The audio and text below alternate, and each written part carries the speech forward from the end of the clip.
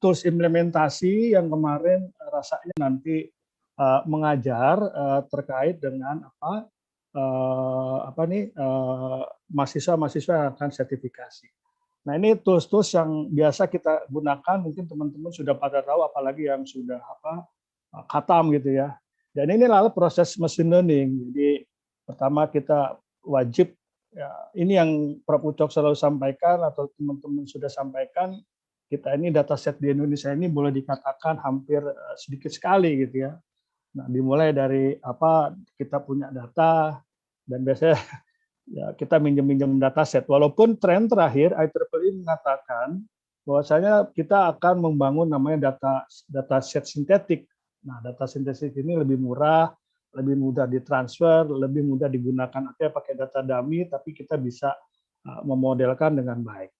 Nah, kemudian kita seperti biasa, kemudian dia masuk ke pre-processing, baru nanti masuk ke machine learning algoritma. Jadi berbagai macam algoritma kita masukkan, nanti sesi slide berikutnya nanti kalau itu masuk ke deep learning ya. Nah, ini ada 10 top yang kemarin Prof. Ucok sudah sampaikan, nah itu kita olah dan sebagainya, baru nanti kita bangun model. Kalau modelnya sudah valid, sudah terverifikasi, baru nanti kita deploy. Dan kemarin saya lihat ada yang bertanya juga ke Pak Igi, nanti deploy-nya pakai apa? Paling tidak kalau kita mashup-nya masih pakai Python, maka biasanya kita pakai Flash ya, atau bisa pakai yang lain seperti itu. Nah, ini alurnya gitu. Jadi datanya harus ada, kemudian data seolah-olah harus distrukturkan, kemudian masuk ke algoritmanya. Nah, ini tools. Nah, ini kalau misalkan mashup-nya kita Python, ternyata juga ada tools yang lain yang biasa kita gunakan ya. Jadi pokoknya bebas saja, tapi memang ketika microcredential ini diharapkan kita memang harus menggunakan, tidak harus, wajib menggunakan pakai Python karena murah, open source dan sebagainya.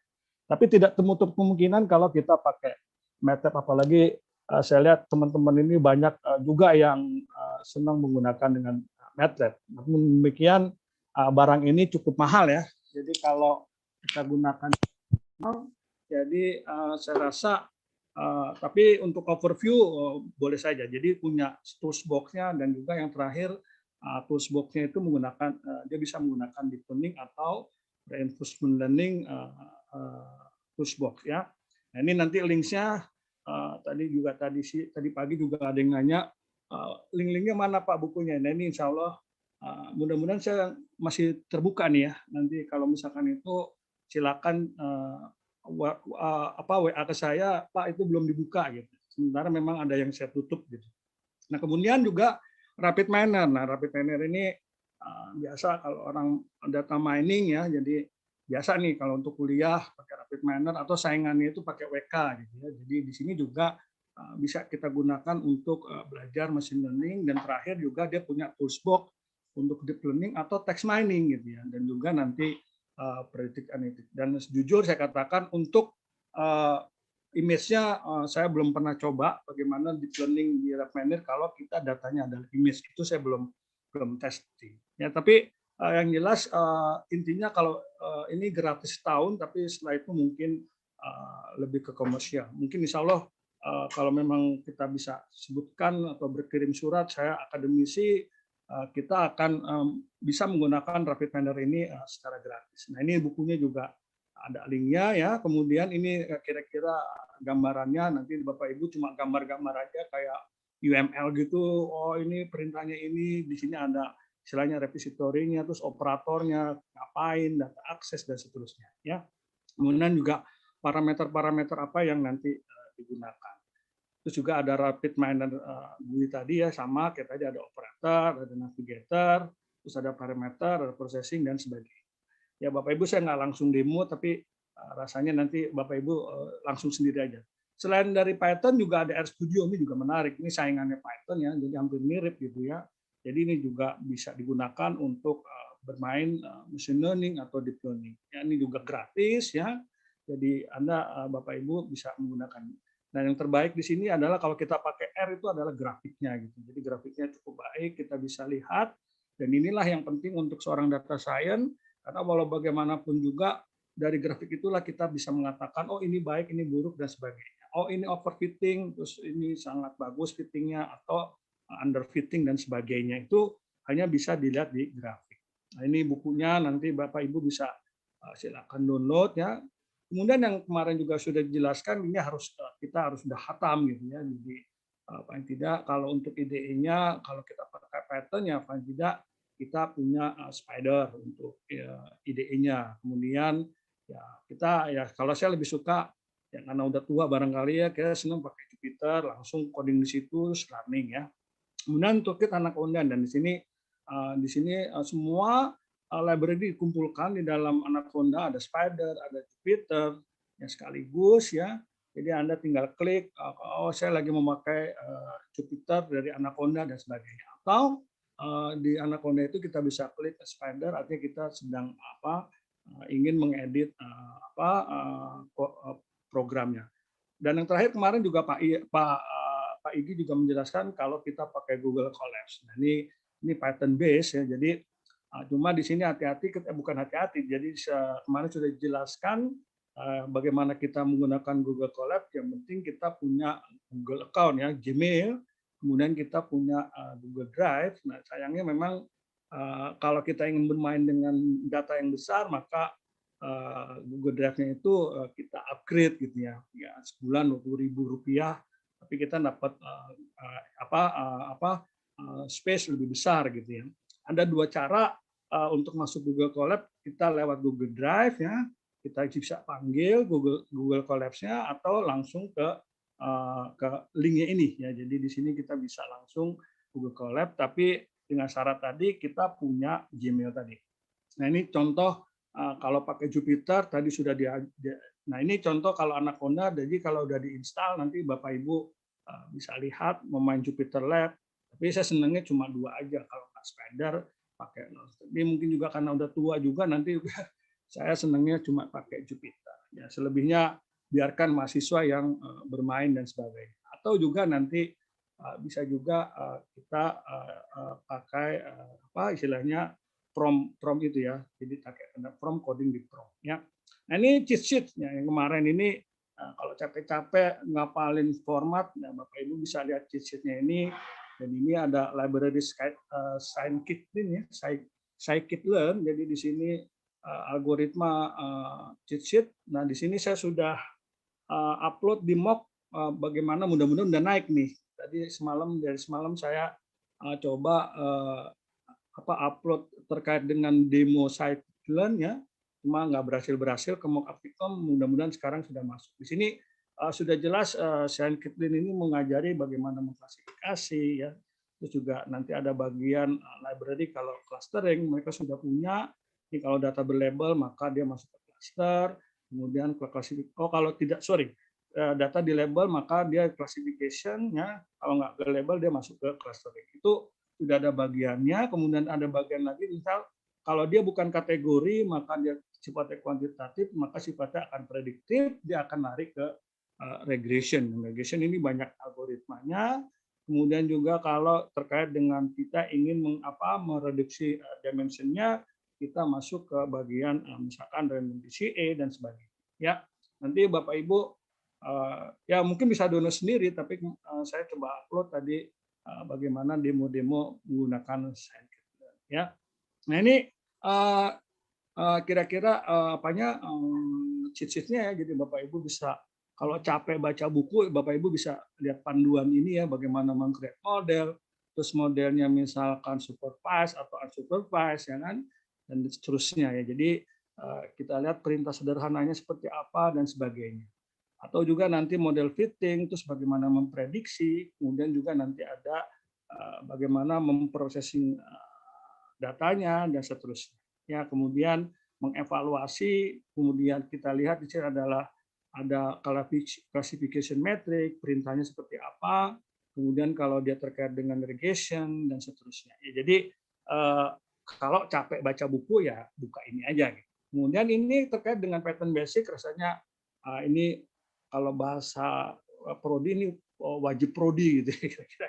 Jadi Python-nya harus paling tidak tahu. Kalau lupa ya silakan buka ini saja. Kemudian di sini NumPy, ya, jadi NumPy ada perintahnya, ya, ada bagaimana meng-create array dan sebagainya, kemudian menginspeksi, kemudian ada mathematic array-nya seperti apa, kemudian ada arithmetic operation-nya seperti apa, dan seterusnya. Terus bagaimana membandingkan, ada operasi apa nih, logika dan sebagainya. Ya, terus bagaimana men-subsetting, terus bagaimana men-slicing, indexing dan sebagainya. Jadi di samping nanti ada manipulasi menjadi transpose, terus changing array shape dan sebagainya. Ini ada cheat sheet-nya. Jadi kemudian Panda juga kemarin juga sudah dijelaskan juga ini sangat penting juga terkait dengan Pandas. Ya, Pandas adalah library untuk bergerak di atas NumPy dan menyediakan istilahnya struktur data yang mempermudah dan juga tools untuk menganalisis data untuk Python ini sendiri. Ya, jadi nanti ada depth set, ya, jadi data frame terkait data frame atau tidak. Ada dua jenis struktur datanya di sini Pandas, baik series maupun data frame. Nah, di sini data frame biasanya disingkat DF di sini, ya, kita lihat DF sama PD data frame dan seterusnya. Ya, misalkan dalam ini misalkan datanya adalah country dan seterusnya, kemudian data frame-nya adalah PD data frame data dan seterusnya. Ya, tentunya diawali dengan bagaimana kalau di Python itu perlu namanya import Panda SPD. Ya, jadi di sini import Pandas SPD, maka di sini kita bisa gunakan sebagai singkatannya. Kalau bisa aja Pandas titik data frame, tapi di sini Pandas disingkat sebagai PD, ya, seperti itu. Kemudian di sini bagaimana data wrapping-nya dan sebagainya, reshaping, tidying dan sebagainya. Nanti Bapak Ibu silakan melihat saja cheat sheet ini, ya, jadi mempermudah. Oh ya, ini short dan sebagainya. Ya, kemudian mensummarize atau summary-nya seperti apa, kemudian juga bagaimana nanti data itu di combine, dataset dikombinasi dan sebagainya. Jadi misalkan ADF di sini di kanan ADF ditambah dengan BDF hasilnya seperti apa. Jadi di sini dengan proses misalkan PD merge, kemudian PD merge rata kanan, terus whole left, ya, dan seterusnya. Ya. Nah, kemudian ada SciPy ini juga untuk aljabar linier, ya, jadi perlu dimasukkan juga. Nah, ini biasanya cuma sederhana import NumPy, ya, S NP, jadi ini adalah merupakan paket kunci untuk komputasi saintifik. Dan juga di sini menyediakan algoritma matematik dan tentunya fungsi-fungsi built-in yang convenient, yang nyaman buat kita, ya, nanti bekerja pada NumPy, ya.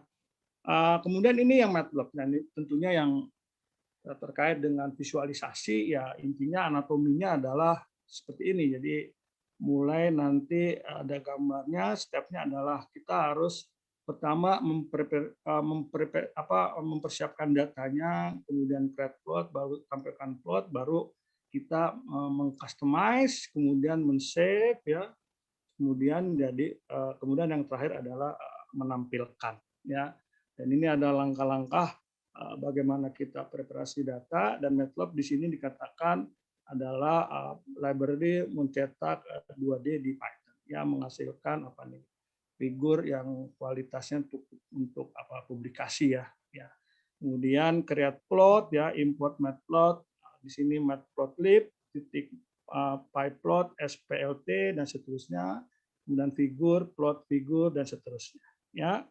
Kemudian ada plotting rutinnya, ya, di sini apakah sumbunya, ya, dan seterusnya, dan ini sumbu akses dan seterusnya, ya. Kemudian ada juga bagaimana kita mengcustomize, jadi ada warnanya, ya, dan seterusnya, apakah dia bar atau peta color-nya, kita juga tahu. Juga ada bar berwarna dan sebagainya. Ada juga nanti kalau customize juga apakah dia markernya itu kotak, ya, bulat dan sebagainya. Ya, jadi nanti teman-teman bisa lihat di sini saja supaya nanti tidak ada kesulitan. Kemudian selanjutnya baru kita save, ya, jadi bisa PNG atau JPEG dan sebagainya, baru nanti kita tampilkan. Itu adalah matplot, ya, ini kaitannya dengan visualisasi tadi. Nah, ini buku-bukunya, jadi nanti teman-teman bisa lihat, ya, mudah-mudahan kalau belum dibuka kasih tahu saya ya. Jadi link ini kadang-kadang saya tutup dan silakan WA ke saya kalau mau dibuka. Ya. Dan ini itu juga buku panduan Scientific Learn ya.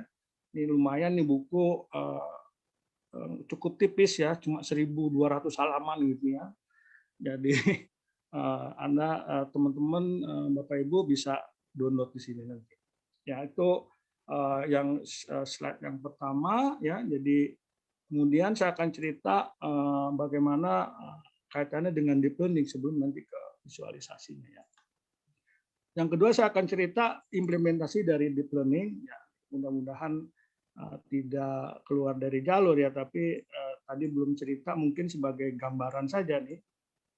Sebentar ini nggak bisa naik. Oke. Jadi gimana implementasi? Jadi di sini saya sebutkan kalau nggak pakai MATLAB, kita juga bisa pakai Python, tapi Python itu tentunya dengan framework yang sering digunakan kalau nggak pakai Keras, pakai TensorFlow gitu. Jadi Pak Adi sudah membahas bagaimana prinsip kerja dari TensorFlow. Tapi dari sisi software, mungkin dari implementasi mungkin perlu kita lihat seperti apa. Bedanya apa? Jadi saya hanya tambahkan di sini. Di sini nanti prinsipnya sama kayak machine learning karena deep learning itu sepertinya adalah bagian lebih dalam dari machine learning ya. Jadi bagian subset yang di dalam dari machine learning ya. Di sini nanti ada algoritma deep learning-nya dimasukkan ke dalam sini yang entah nanti pakai CNN, pakai RNN dan sebagainya. Kira-kira seperti itu. Jadi tinggal tempelkan di sini ada deep learning. Nah ini juga definisinya rasanya teman-teman sudah pada tahu ya. Dan di sini jenis pembelajaran mesin dengan model belajar dengan melakukan tugas-tugas klasifikasi langsung ya dari gambar, teks atau suara. Kemudian juga biasanya diimplementasikan menggunakan paling gampang kita menggunakan arsitektur jaringan saraf tiruan gitu kan.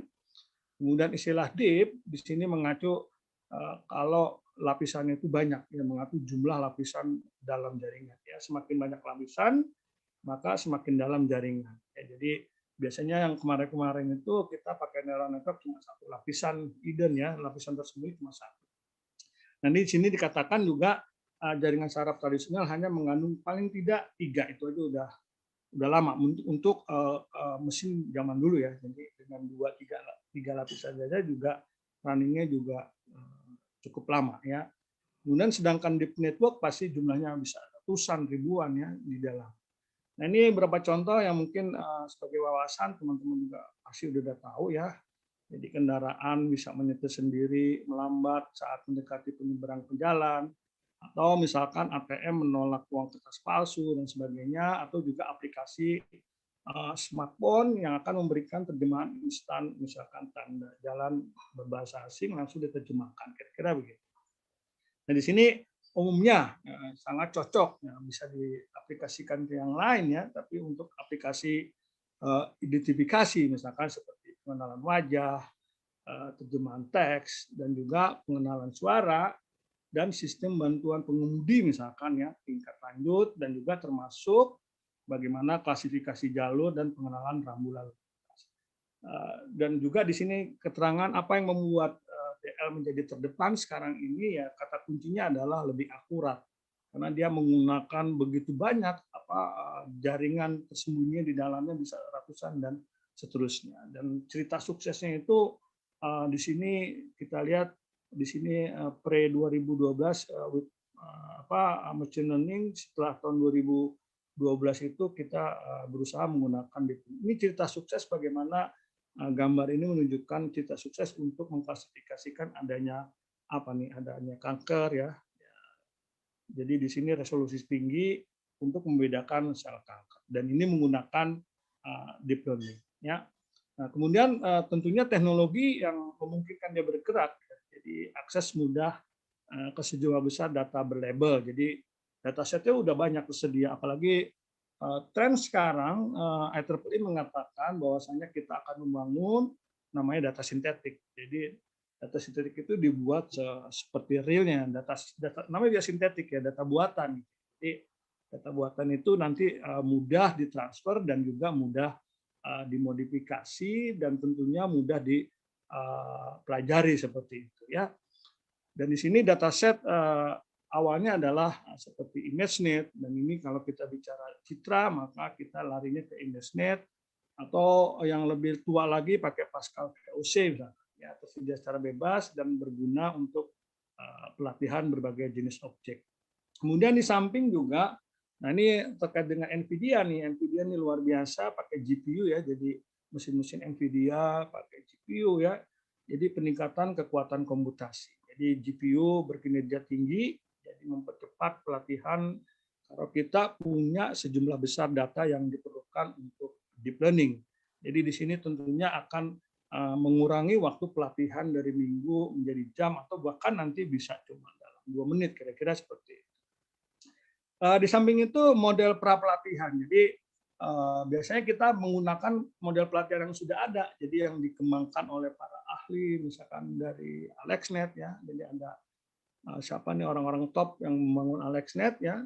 Di sini misalkan model seperti AlexNet dapat dilatih ulang untuk melakukan tugas-tugas pengenalan baru, dan di sini menggunakan teknik yang biasanya, nah ini yang perlu kita pelajari bagaimana mentransfer learning. Jadi kita memanfaatkan pre-pelatihan yang sudah ada, kemudian kita akan coba modifikasi dengan teknik namanya transfer learning. Ya, di sini kita bisa bayangkan AlexNet itu dilatih oleh dengan 1,3 juta gambar. Ya, tentunya dengan resolusi tinggi, dan 1,3 ini hanya untuk mengenali 1000 objek. Padahal kita bayangkan objek di dunia itu kan nggak hanya 1000 gitu ya. Jadi untuk mengenali 1000 objek yang berbeda, sementara pembelajaran transfer yang akurat dapat dicapai dengan dataset yang jauh lebih kecil. Jadi dengan metode transfer learning kita bisa memodif AlexNet hanya dengan menggunakan dataset yang jauh lebih kecil. Mungkin cuma 100 atau tidak sampai jutaan gitu ya, ribuan, tapi bisa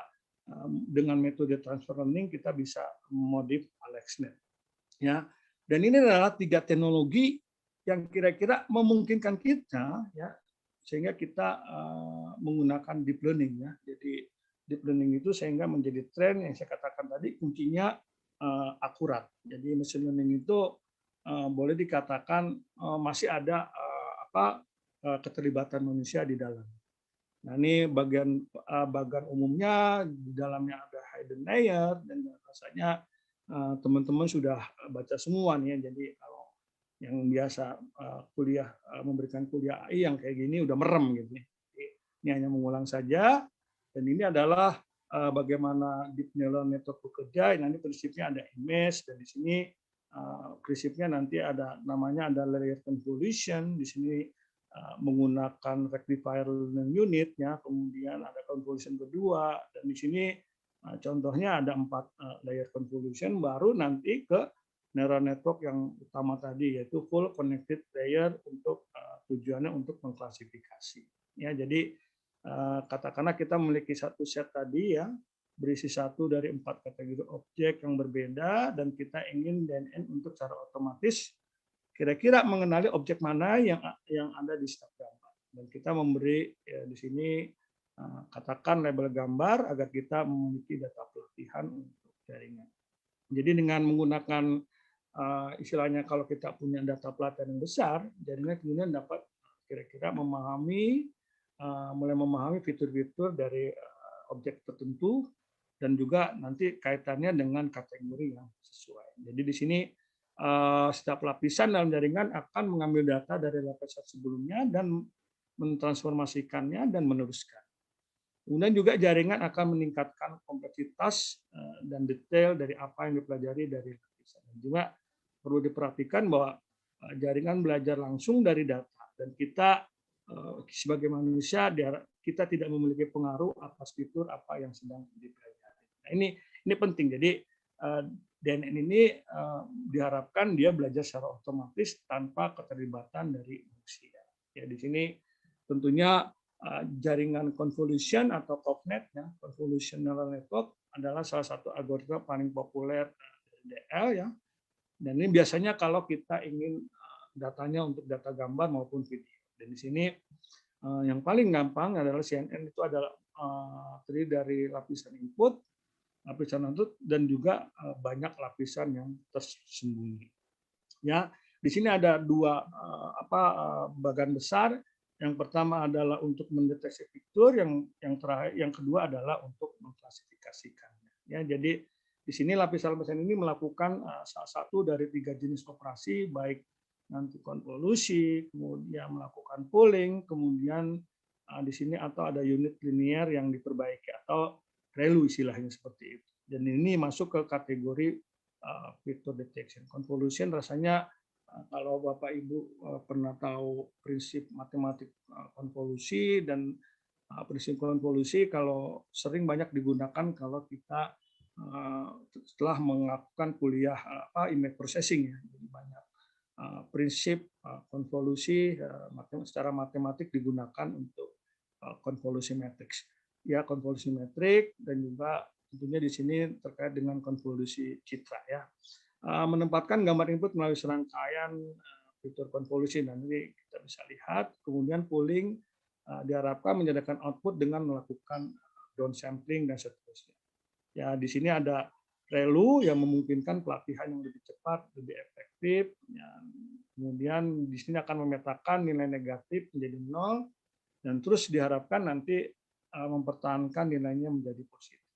Nah, kemudian layer classification. Dan di sini ada full, ya, jadi layernya bisa banyak juga, fully connected, saling terhubung, yang masing-masing nanti kita bisa lihat di ujungnya ada softmax-nya, ya. Ini untuk mengklasifikasikan, misalkan kalau ini deteksi gambar mobil, maka di sini ada klasifikasinya, ada mobil, ada truk, ada van, dan sebagainya.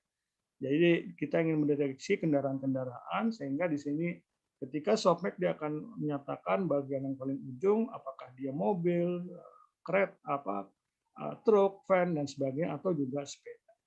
Dan ini catatan yang paling penting buat kita, tidak ada formula yang tepat untuk memilih lapisan. Jadi di sini kita pendekatan yang terbaiknya adalah tentunya mencoba berapa dan melihat seberapa baik mereka bekerja, atau menggunakan jaringan yang sudah ada sebelumnya, gitu. Jadi pendekatan tentunya kita harus mencoba-coba. Tidak ada formula yang terbaik, sehingga kalau kita hasil coba-coba itu ya harus dicatat, ya, kita menggunakan ini, menggunakan itu adalah ya antara semi temuan, gitu. Jadi semi temuan, sehingga kita mengatakan oh ini arsitektur saya, gitu.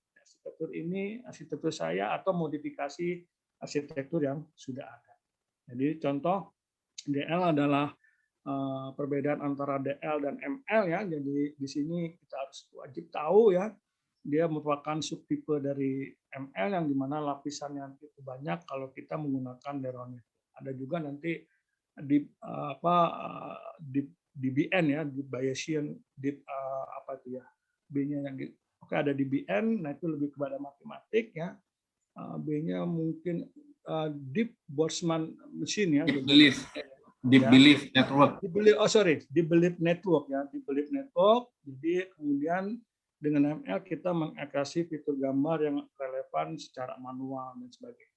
Ya, yang jelas di sini kita lihat bagaimana perbedaan antara ML dengan DL, ya. Di sini kalau tradisional machine learning, di sini ketika kita mencari ekstraksi fiturnya masih sifatnya adalah manual, gitu, ya. Jadi di sini masih sifatnya manual, sementara kalau kita bermain di deep learning itu semuanya sudah otomatisasi, ya. Jadi tidak ada proses manual di sini, ya. Jadi di sini ada tabel yang menyatakan mana yang lebih baik antara ML dengan DL. Jadi hasilnya bagus kalau datasetnya kecil, ya, tapi dia akan membutuhkan, sayangnya dia kalau DL itu membutuhkan dataset yang sangat besar, ya.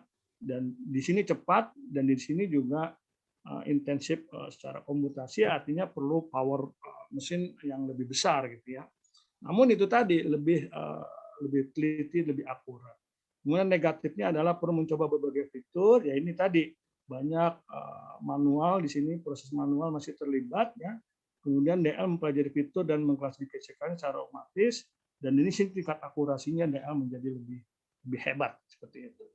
Ini memulainya deep learning, ya, tentunya cara cepat menggunakan AlexNet, CNN, dan sebagainya. Dan di sini kita lihat AlexNet itu kita lihat pertama kali diterbitkan pada tahun 2012 ya, dan di sini akan menjadi model yang cukup terkenal. AlexNet bisa lihat cat, istilahnya binatang, kucing ya, di sini bisa mengklasifikasikan car, ya, deteksi car, buah dan sebagainya. Ya, sini ke dalam AlexNet itu mengklasifikasikan tadi rapid miner dan sebagainya. Tadi saya katakan tadi saya belum pernah mencoba kalau misalkan dia datanya image gitu ya. Tapi mungkin kalau untuk datanya masih teks dan sebagainya dia bisa melakukan. Ya silakan nanti Bapak Ibu mengeksplor seperti apa rapid miner. Dan ini juga sama. Dan ini ada contoh-contoh kalau kita pakai rapid miner, apakah nanti kita untuk churn model atau bagaimana direct marketing ya. Ini ada contoh-contohnya. Kemudian bagaimana memelihara prediktif dan sebagainya. Ya. Atau juga misalkan Bapak Ibu ingin bermain dengan sentiment analysis ya. Dan ini di sini juga ada modelnya kalau kita ingin menggunakan rapid miner. Atau misalkan kita punya data, kita masukkan, dia langsung nanti bangun namanya automodel. Ya. Senangnya kalau rapid miner ini model yang kita bangun itu nanti dia kasih arah bagaimana kita mendeploynya. Ya, kira-kira seperti itu. Nah ini yang deep learning tools box ya, deep learning dengan MATLAB. Ini bagi teman-teman yang senang MATLAB ya. Jadi di sini saya katakan tadi sama ya. Jadi itu ada bukunya, insya Allah nanti bisa di-download. Dan cara contoh yang paling sederhana dia mengenali misalkan cangkir. Ini kalimatnya cuma sederhana, asalkan kita punya deep learning toolbox, kemudian dia support package web kamera, kemudian juga support package untuk menggunakan AlexNet. Nanti MATLAB ini punya tuh pre-trainnya sudah cukup banyak di dalamnya. Ya, jadi ini contoh coding sederhana kalau pakai MATLAB, kamera dia kenalin kamera, kemudian di sini kita lihat jaringan yang digunakan adalah AlexNet, kemudian picture-nya adalah misalkan untuk mengambil gambar kamera snapshot ya. Jadi kemudian kita harus resize ukurannya, dan di sini dia akan digunakan untuk mengklasifikasikan gambar yang ditangkap oleh citra. Ya, di sini kita lihat dia terhubung dengan kamera, dia akan melihat karena dia AlexNet ini sudah dilatih, dia kenal ketika kamera itu menangkap suatu tangkir ya, muk ya, jadi dia akan nulis di sini, oh ya ini coffee mug ya. Jadi si AlexNet itu sudah dilatih kalau gambarnya seperti ini dia menghasilkan kalimat di atasnya mengasih tahu bahwa itu adalah coffee mug. Ya ini contoh pelatihan macam-macam ya. Jadi nanti Bapak Ibu kalau senang pakai MATLAB, nanti Bapak Ibu bisa bagaimana memodifikasi untuk pelatihan ulang jaringan yang ada di MATLAB. Ya, jadi kita nggak perlu melatih data dengan data yang besar seperti AlexNet yang sampai 1,3 juta, tapi cukup beberapa sehingga kita bisa memodifikasi, yaitu dengan prinsip tadi dengan transfer knowledge tadi. Nah, ini contoh network-network yang sudah dilatih yang ada di dunia, apakah SquareNet, ya, GoogleNet, Google LandNet, Google ResNet. Nah, pertanyaannya yang seperti ini ada nggak di Python? Ada ya. Jadi di MATLAB sudah ada, pasti nanti insya Allah di Python juga sudah ada. Jadi nanti Bapak Ibu tinggal ambil saja ini terkait dengan library darknet dan sebagainya, itu nanti di Python juga sudah ada. Cuma di sini MATLAB itu visualisasinya agak baik. Jadi kita bisa lihat, misalkan ini adalah SquareNet, ada Google LandNet, Google ResNet, ini gambarnya sudah diperhatikan. Ini masing-masing warna itu berbeda, mana yang convolution, mana yang pooling, nah nanti dikasih tahu. Lalu bagaimana mendesainnya ini? Jadi di sini ada namanya fasilitas di MATLAB itu namanya Deep Network Designer. Ya, jadi Bapak Ibu juga misalkan ingin membuat jaringan sendiri ya silakan aja. Tapi itu tadi datasetnya kita siap apa enggak.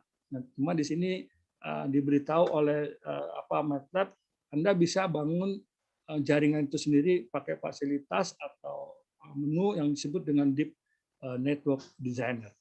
Ya, atau juga nanti Bapak bisa juga memodifikasi network-network yang sudah disediakan di MATLAB. Ini pre-trainnya. Ya, ini contohnya Ini masing-masing warna juga berbeda-beda. Jadi ada input layer, ada sequence layer. Kemudian yang warna kuning itu ada convolution, ya.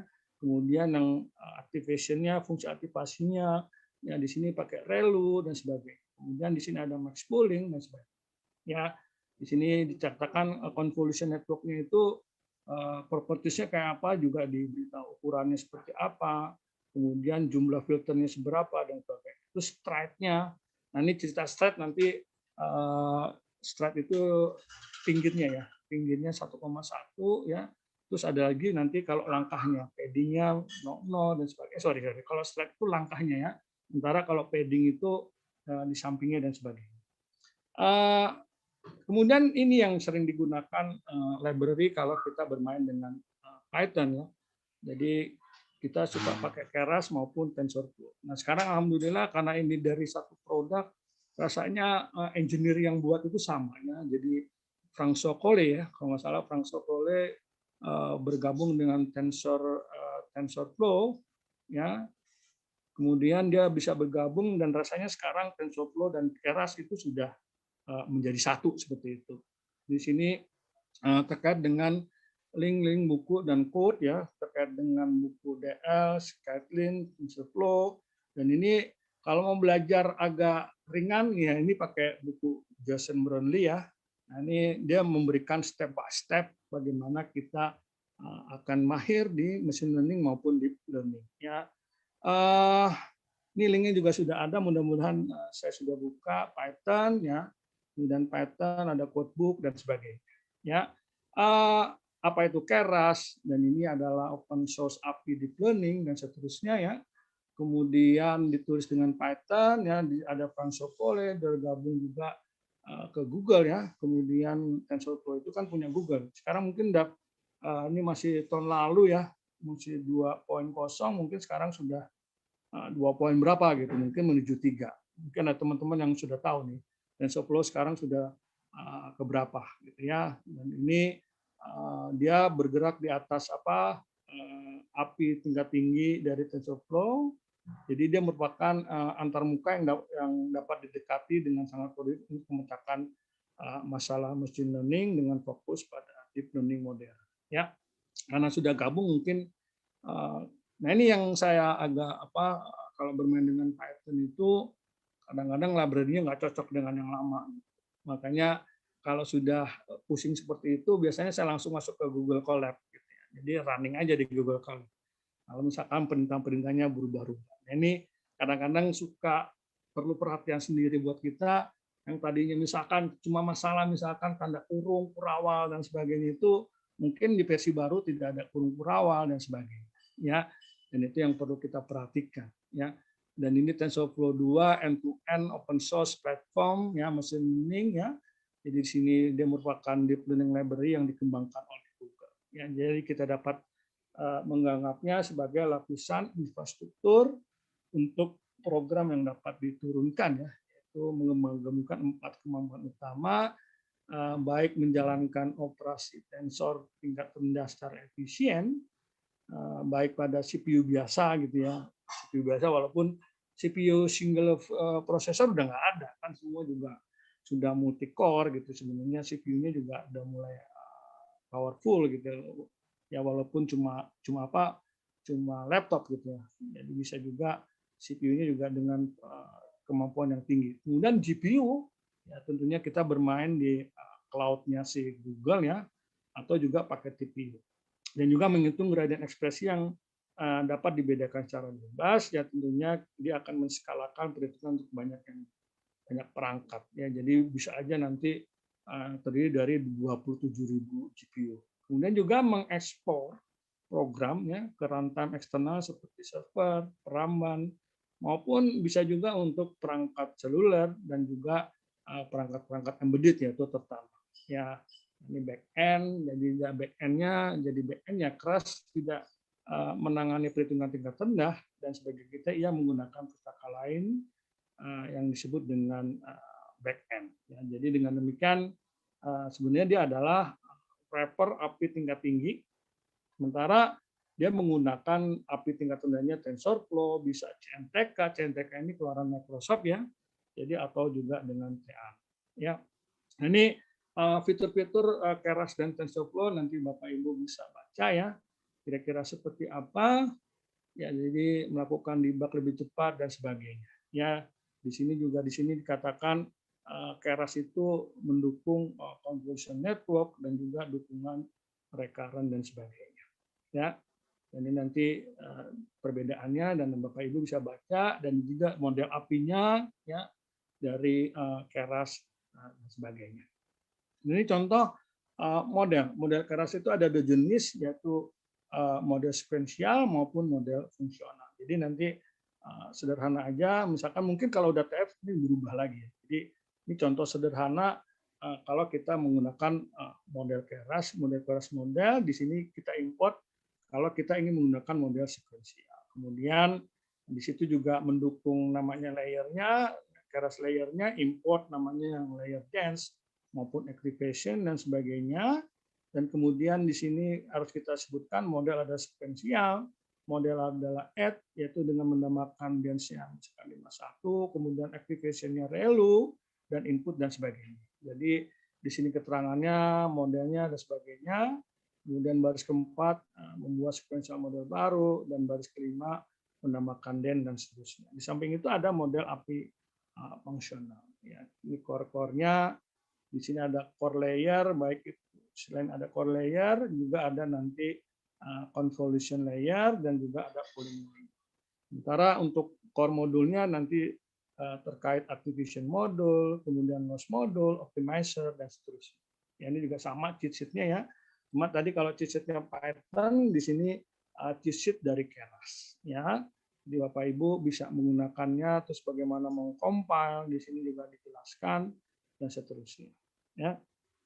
Nah juga kalau kita ini juga ada cheat sheet terkait kalau kita menggunakan TensorFlow ya, jadi ya tentunya perlu diinstal, bagaimana installnya tentunya sudah mudah sekali ya. Kemudian TensorFlow, type object dan sebagainya. Kemudian ada TF graph, ada TF operasional, kemudian Samsung function-nya misalkan if get default dan seterusnya. Ya, rasanya nanti Bapak Ibu baca sendiri lebih jelas. Ini dasar-dasar Keras untuk deep learning. Kemudian adalah misalkan model ada sekuensial, kemudian convolution layer-nya yang kedua. Ya, sini kita masukkan input shape-nya dan sebagainya. Ya, tipe lain misalkan terus kemudian kita masukkan max pool, ya, max pool dan sebagainya. Ya. Kemudian ada namanya dropout, ya. Kemudian yang terakhir kita melakukan kompilasi, pelatihan maupun juga melatihnya. Ya, mengkompilasi, kemudian melakukan pelatihan dan juga terakhir evaluasi. Jadi kalau compile ada perintah model compile, kemudian loss-nya pakai mean square error, kemudian untuk optimizer-nya pakai fungsi Adam dan sebagainya. Kemudian dilatih gunakan fit, ya. Kemudian langkah terakhir adalah mengevaluasi. Jadi compile, fit dan evaluasi. Ya, di sini contoh regresi linier, kemudian ada model sekuensial, ya, kemudian kita lihat kita akan cari kemudian sistem ini model ini compile, kemudian ada fit dan kemudian tentunya ada evaluasi. Dan kira-kira setelah pelatihan kira-kira data outputnya seperti ini. Bobot awal sekian, kemudian kita akan memperoleh bobot akhir 3,70 dan biasnya 0,61 D-nya. Dan ini kita bisa contoh atau bisa jalankan ini kalau bisa pakai Jupyter dan sebagainya. Ya, tentunya harus kita download dulu yang namanya Keras ataupun yang namanya TensorFlow. Ya, ini contoh implementasi deep learning. Deep learning ya biasanya untuk application ya, di sini rasanya CNN ya, menggunakan CNN dia akurasinya lebih tinggi dengan tes akurasi 0,92. Ini kalau kita pakai yang di atas adalah kalau kita pakai deep neural network yang sederhana, cuma 3 layar tersembunyi, dan ini gambarnya dari MNIST. Ini biasa nih kalau kita ingin melatih mahasiswa atau ngajarin mahasiswa, contoh deep learning dengan Keras untuk melihat mengklasifikasikan gambar ini apa, misalkan baju, kaos dan sebagainya, puli ya. atau sneaker atau tas dan sebagainya, atau dia gambarnya adalah sandal dan sebagainya. Ya di sini si siapa nih Zalando ini punya data gambar 70.000 dan di sini 60.000 dari gambar ini, 70.000 dari gambar 60.000 dari gambar ini ya sebagai data latih dan sisanya untuk pengujian. Ya, alhamdulillah di sini kita lihat, bukan alhamdulillah, jadi dia menghasilkan tes training akurasi untuk kalau dia menggunakan hanya 3 layer tersembunyi 0,93 dan juga tes akurasi 0,88. Kemudian diterapkan juga pada CNN misalkan untuk data vision tadi akurasinya cukup meningkat, training akurasinya dan tes akurasinya 0,92. Nah ini adalah yang paling penting nanti terkait dengan fine tune ya, jadi istilahnya untuk transfer learning ya, untuk model keras yang ada gitu ya. Jadi model-model pre-train yang ada. Dan ini kalau kita ingin menggunakan keras dan juga bagaimana menggunakan fine tune di sini dikatakan tugas untuk men-tweak model yang sudah dilatih ya. Sehingga di sini parameter akan beradaptasi dengan model baru. Kemudian juga di sini dikatakan kalau kita melatih dari awal pada model, maka digunakan sejumlah besar data sehingga jaringan dapat menemukan semua parameter. Dan biasanya untuk mempermudah dalam kasus ini digunakan model pra terlatih ya, pre-train, sehingga parameter sudah dipelajari dan juga meliputi. Jadi di sini misalnya kita ingin melatih model untuk menyelesaikan masalah klasifikasi, tetapi biasanya tersedia hanya sedikit data, maka kita dapat selesaikan dengan metode yang disebut tadi transfer belajar dan fine tuning. Jadi transfer pembelajaran plus fine tuning. Jadi kemudian dengan menggunakan jaringan pra terlatih dan bobot, di sini tidak perlu kita melatih terhadap seluruh jaringan, yang diperlukan hanya kira-kira di sini disebut dengan hanya melatih lapisan terakhir yang digunakan penyelesaian tugas, dan makanya disebut di sini metode fine tuning ya. Nah, ini contoh misalkan untuk fine tuning VGG 16. Jadi di sini library-nya macam-macam di Keras ya. Di sini ada VGG sama kayak tadi di MATLAB, dia juga punya library juga masuk ke code MATLAB ya. Di sini di Keras itu ada VGG 16, ada Insertion V3, kemudian ada ResNet, ada MobileNet, juga exception dan seterusnya. Dan di sini sebagai contoh misalkan kita pakai VGG, di sini inputnya adalah ada konvolusi 1, 2, kemudian pooling, kemudian masuk konvolusi 2 ya di sini 2, kemudian ada max pooling ya, kemudian ada konvolusi 3 ya dengan dan pooling ditutup dengan pooling dan seterusnya. Kemudian ditutup di sini dengan dense ya, kemudian outputnya kita keluarkan. Ya, jadi di sini biasanya kita menggunakan model jaringan VG16, terus image-nya sebagai bobot untuk model tersebut. Kemudian di sini jaringan akan disempurnakan untuk diharapkan mengklasifikasikan 6 jenis kelas yang berbeda. Nah, ini biasanya kalau untuk dataset sudah terkenal nih kalau kita menggunakan dataset dari Kaggle ya. Jadi dari Kaggle Natural Image Dataset. Nah, ini persiapannya untuk fine tuning ya, Bapak bisa lihat di sini ada image data generator di Keras. Kemudian pertama download image dari Kaggle, kemudian memulai pelatihan. Jadi ini langkah-langkahnya dari mulai kita memasukkan library-nya di sini. Kemudian di sini juga kita mengimport NumPy sebagai NP ya. Kemudian untuk gambarnya kita menggunakan Matplotlib, Pyplot, SPLT dan seterusnya. Ya. Kemudian di sini kita lihat ini adalah directory-nya, nanti kita lihat bisa ada batch size dan seterusnya. Ini contohnya misalkan kita ingin melatih ada 16 gambar ya. Di sini menampilkan gambar secara acak ya, dengan matplot ya. Jadi di sini ada 16 gambar ya. Kemudian nanti dilatih sedemikian, kemudian membuat model dari VGG. Nanti Bapak Ibu tes ya. Jadi ini akhirnya seperti apa nih hasilnya, kira-kira total outputnya kalau di Python kira-kira seperti itu. Jadi gambar ini ringkasan model jaringan yang kita bangun gitu ya, dari input output VGG layer, kemudian ditambahkan 2 full connected layer, Dan di sini diharapkan akan mengekstrak 1024 fitur dan layer output yang akan menghitung 8 kelas dengan aktivasi softmax. Jadi total parameter tadi ada 41 juta. Di sini adalah parameter yang dapat dilatih dan juga ada parameter yang tidak dapat dilatih. Jadi ada 14 juta. Jadi yang terlatih adalah 26. Kemudian masuk ke pelatihan. Langkah berikutnya adalah pelatihan. Kemudian kalau sudah dilatih, biasanya udah dengan fit, di-compile, terus di-fit, dan model ini kemudian kita save. Dan ini model yang kita bangun. Ya, jadi model yang kita bangun seperti ini. Ya, jadi ini langkah-langkah membuat model pre-train. Kita tambahkan di add layer, ya. Kemudian dari model yang sudah ada kita tambah model add base model, kemudian kita tambahkan. Ya, ini yang di kanan ini add new layer. Jadi kita belajar memfine tune dari layer yang sudah ada.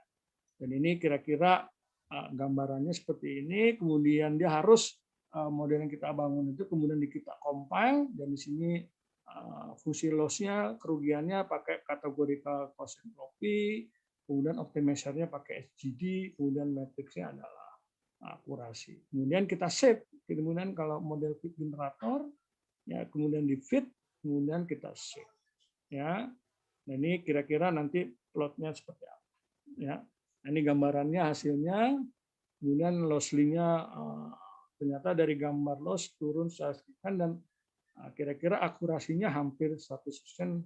Dan di sini untuk menguji model diambil kira-kira gambar secara acak dari internet dan seterusnya. Ya, ini nanti kalau Bapak Ibu lihat epohnya berapa, nih contoh pelatihan untuk setiap layer. Ya. Nah, ini pengujiannya. Dan Bapak Ibu, yang penting kita tadi sudah dapat fine tune, kita masukkan di sini di save, kita load dan seterusnya. Ya, nah ini kira-kira hasil. Jadi hasil pengujian hanya 1 dari 14 tadi yang salah. Ya, jadi yang mana yang salahnya? Dok, tapi gambarnya airplane-nya. Cat benar ya, airplane yang salah yang ini. Mesinnya anjing ya, tapi di sini gambarnya airplane. Ya, car, flower, terus motor, person, dan cuma 1 yang salah di sini. Nah, ini kira-kira bagaimana kita meng-fine tune dari pretend model yang sudah ada.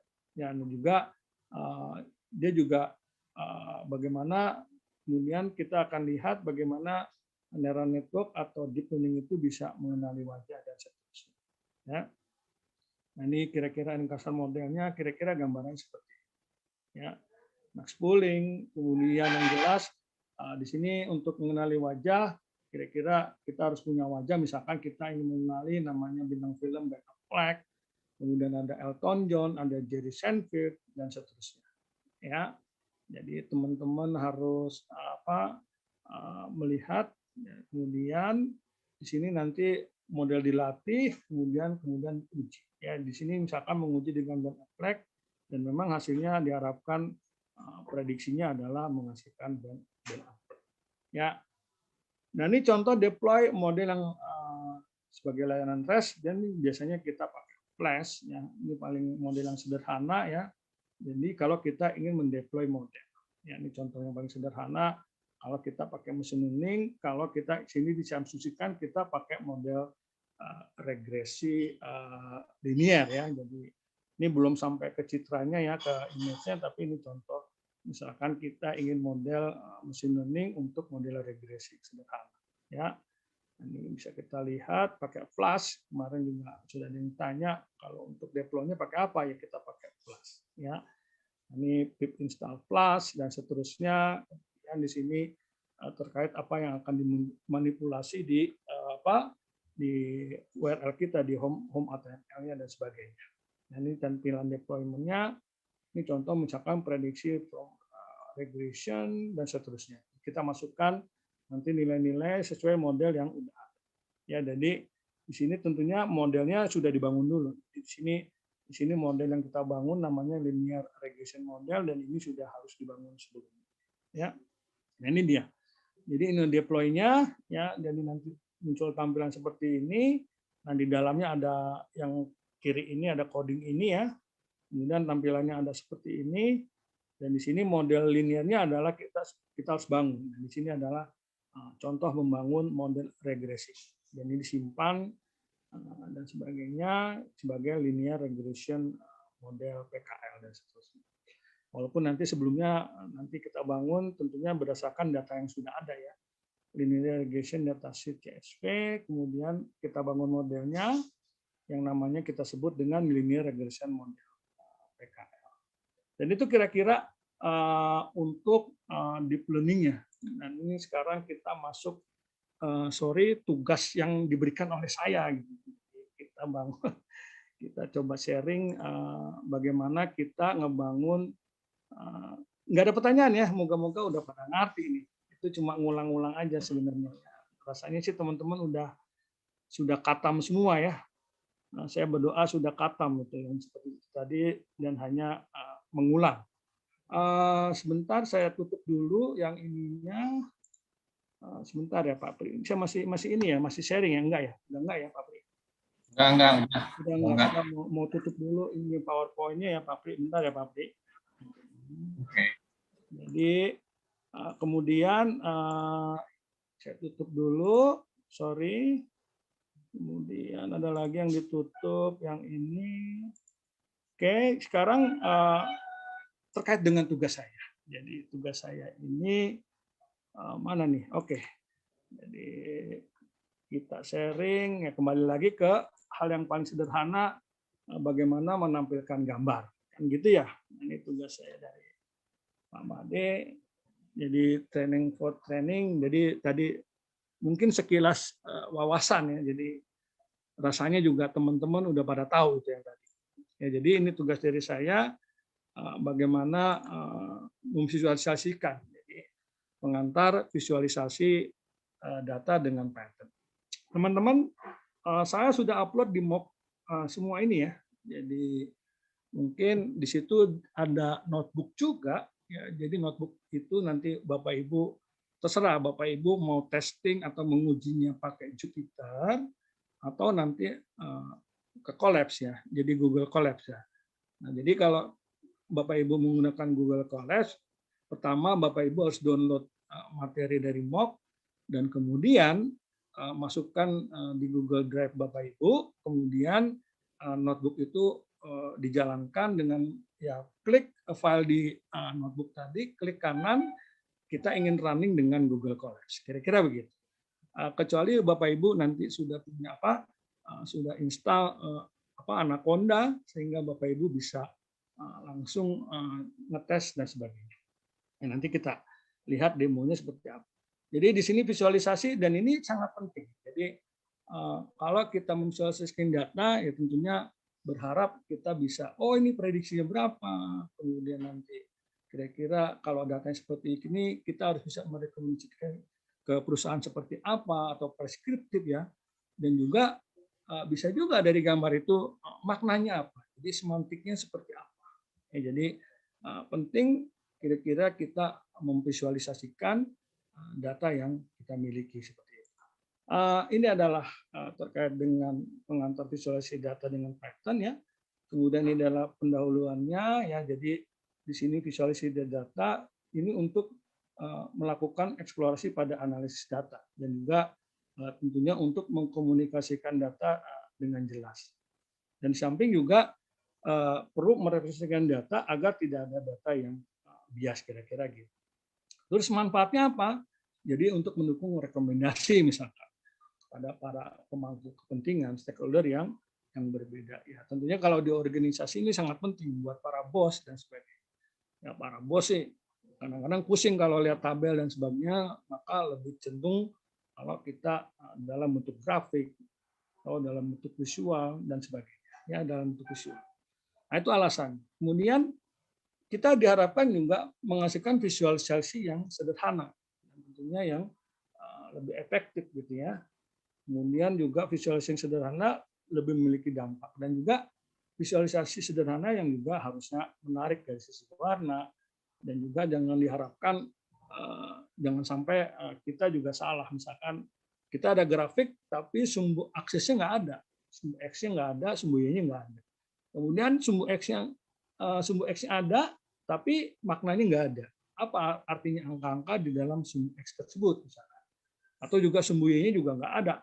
Jadi itu ngukur apa? Gitu. Jadi terkait dengan data mungkin teman-teman sudah tahu definisi data adalah segala sesuatu secara fakta ya yang dapat diukur kan gitu. Itu kan data ya. Jadi data sesuatu fakta, realita yang tentunya dapat diukur gitu ya. Jadi di sini diharapkan juga datanya bukan data gaib.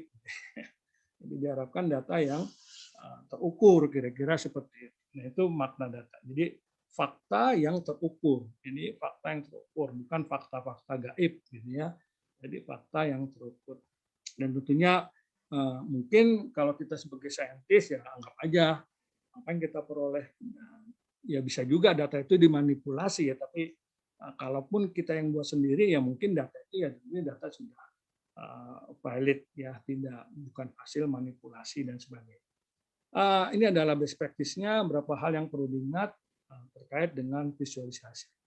Nah ini juga misalkan kita juga harus pilih warnanya seperti apa, terus misalkan tergantung dari datanya apakah cocok kalau kita pakai diagram apa nih, diagram lingkaran ya, diagram chart seperti ini, atau juga misalkan pakai garis dan sebagainya, atau bisa pakai bar dan sebagainya. Dan itu sangat tergantung dari data yang kita miliki. Dan juga pewarnaan. Nah, pewarnaan ini sangat penting ya. Jangan sampai kita kasih warna yang mungkin mencolok mata dan sebagainya, ya tidak dapat dipandang mata. Dan ini banyak tren-tren warna. Biasanya orang ngetren warna itu biasanya kalau perusahaan-perusahaan itu senang lihat trennya dari Microsoft gitu. Oh, Microsoft tren warnanya seperti ini. Nah, nanti pada ngikut. Ada juga misalkan organisasi itu ngelihat tren warna misalkan dari Cisco dan sebagainya. Jadi itu juga sangat penting. Ya, jadi ini misalkan diagram seperti ini dan juga contoh pertama diagram pie, dua warna background pada gambar dan seterusnya. Kemudian di sini contoh kedua, dan ini juga latar belakangnya pakai abu-abu, ya, dan warna background kotak di luar dihapus dan seterusnya. Dan juga di sini contoh ketiga tanpa background, semuanya putih. Dan ini tentunya perlu kita pelajari mana yang lebih bagus kalau tanpa background atau pakai background. Nah, ini sesuai selera dan tentunya yang penting tidak tidak mengurangi makna. Seperti ini misalkan kalau bagi saya pribadi ya mungkin kalau di dalam warna merah ini ada abu-abu ini tampaknya nggak jelas gitu ya. Mungkin karena keindahan dia pakai warna abu-abu di sini. Walaupun mungkin kalau dari sisi mata 42-nya mungkin lebih cenderung kalau kita gunakan warna putih seperti itu. Dan kemudian di sini pigment preference tanpa garis bingkai dan seterusnya. Ya, ini contoh keempat tanpa pigmentnya, tanpa garis bingkai. Ini contoh lagi juga tanpa garis pembatas. Misalkan kalau tadi ada garis pembatas, ini misalkan tanpa garis pembatas secara visual. Nah, ini di sini adalah contoh yang kurang baik ya. Di sini, bukan yang tidak baik, cuma di sini ada yang membedakan. Di sini keterangannya tanpa warna, sementara yang di kiri menggunakan warna. Ya tentunya para bos lebih suka kalau kita pakai yang kiri ya. Jadi merah itu menunjukkan beacon, kemudian menggunakan drip ya, pigment preference, dan juga hem, kemudian juga other-nya pakai warna biru. Ini contoh jenis-jenis daging ya, pigment ya. Jadi di sini yang kanan ini tanpa keterangan dari warna ya. Kemudian yang keenam tanpa keterangan dari visual dan legend, dan kemudian kira-kira lebih bagus yang mana? Jadi apakah 2D atau misalkan pakai 3D ya. Di sini dispesialisasikan dalam 3D maupun 2D.